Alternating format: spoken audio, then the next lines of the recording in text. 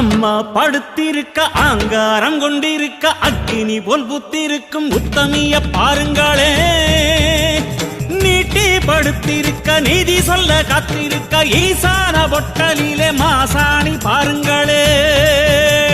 அம்மா படுத்திருக்க ஆங்காரம் கொண்டிருக்க அக்கினி போல் புத்திருக்கும் உத்தமிய பாருங்களே. நீட்டி படுத்திருக்க நீதி சொல்ல காத்திருக்க ஈசான பொட்டலிலே மாசாணி பாருங்களே. வம்பு வழக்கெல்லாம் துன்பம் கொடுக்கையில் மிளகா சாந்தரச்சி கேட்டாளே. நாம கலங்காம மாசாணி காத்தாளே.